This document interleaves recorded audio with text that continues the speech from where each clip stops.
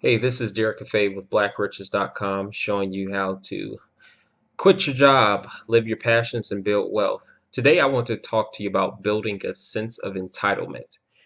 A lot of times, in order to build wealth, you really need a sense of entitlement, a sense that you're worthy of building wealth.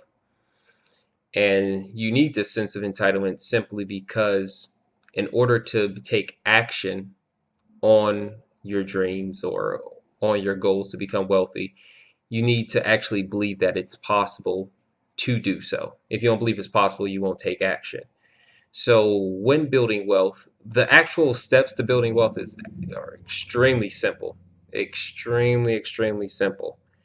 But there's a lot of mental blockades and barriers that we have to deal with that a lot of times can't just be written off as a simple technical aspect of building wealth. You have to, and with different people, there's going to be different things that impede your ability to build wealth, mental things that impede your ability to build wealth. So, with that being said, I want to tell about two things that I've been doing to help out with my own barriers and helping me to build a sense of entitlement, which has also allowed me to so far get my first rental property by purchasing a duplex and living in one unit and then renting out the second unit, and also purchasing a two-location car wash in Ohio. So, two things that I constantly do are one is listening to audio tapes and audio books, things I can find on YouTube, different books, Rich Dad, Poor Dad, The Richest Man in Babylon, different snippets I'll find from different entrepreneurs such as Damon John, Mark Cuban, the guy who did the Super Soaker, this because he's here in Atlanta also. Just paying attention to their words and their sayings, and realizing that if they can do it, I'm just as capable as them to do it. So uh, it helps to inspire and build that sense of entitlement. And a lot of times while I'm at work, what I'll do is I'll have my phone with me, and what I do is I download a lot of those as MP3s onto my phone. So constantly as I'm going throughout the day, I'm hearing words of wisdom from them. Plus, I'm also listening to audio tapes, which give me that rah, but also some that give me a little bit more technical knowledge as far as how to pursue my strategies for developing financial independence, which will eventually allow me to focus strictly on building wealth. So that's one of the things I do. Listen to positive audio.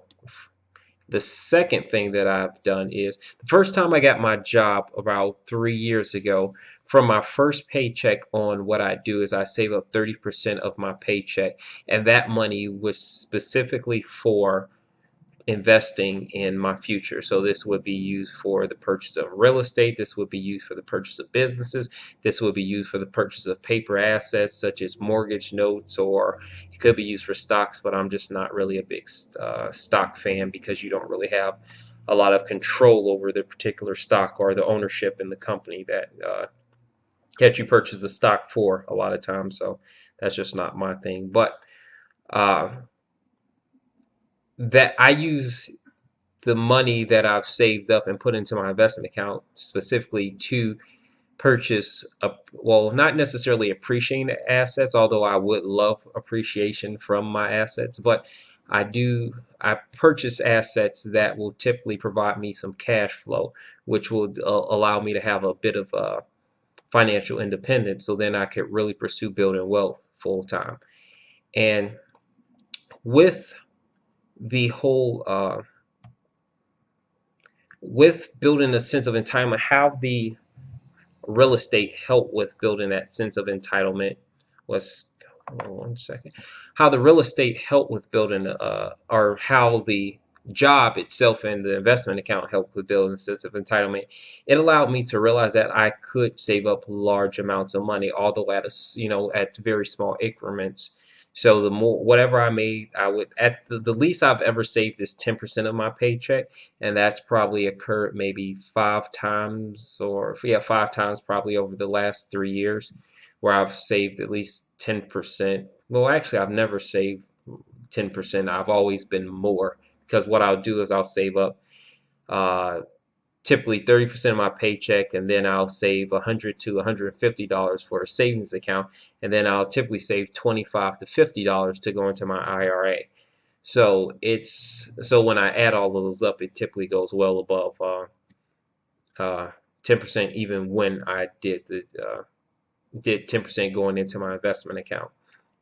But what that did for me was it slowly allowed me to see myself accumulating funds that I never had before. And that allowed me to dream a little bit bigger as I started to get more and more money. So every time I'd have something extra that came up, like IRS time, or tax time, you get a refund check. Well, you may get a refund check. And when you get that refund check, a lot of times people have the tendency to go and blow it. Well, what I did was, because it was unexpected funds. Well, I can't really say it was unexpected, but it was money that I did not necessarily budget for having. So what I would do is I just take the entire lump sum, or I maybe save a couple of maybe like 10 to 5% of that, and I would use that to spend. But then the 90% to 95% I would throw into my investment account. So it allowed me to show that that having a good chunk of money in your bank account, it makes you feel a lot different about your abilities. It makes you feel like you could do it if and it started from day one. The funny thing is, it immediately worked. Now the only thing that would change is the rate at which it works, but it immediately worked. The day that I saved that 30%, I immediately became a wealthier individual. And then the more consistently I did that habit, the more consistent my savings grew, and also my assets grew, to the point where I purchased my first duplex.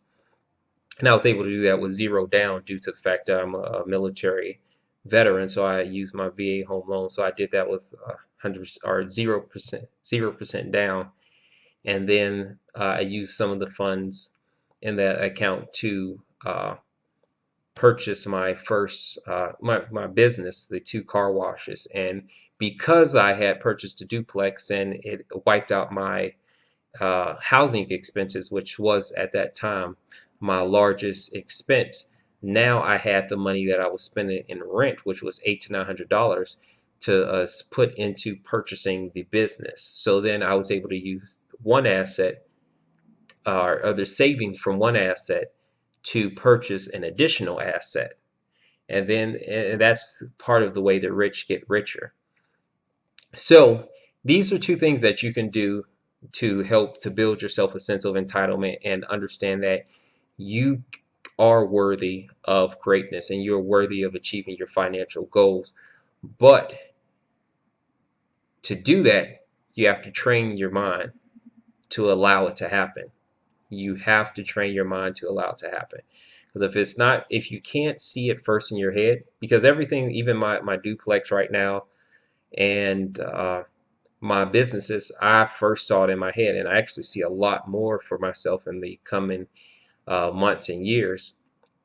But everything I've had, it's because I've been able to envision myself having it, and I wouldn't have been able to do that without believing that at first I was worthy of having it. So once again, listening to constantly to audio tapes regarding from people in your industry, or the industry that you like to go into, or the asset class that you like to invest in, reading from different investors in that category, or listening to entrepreneurs if is your wealth building strategy. Whatever it is, first envision it in your head, and then you could achieve it. Thanks.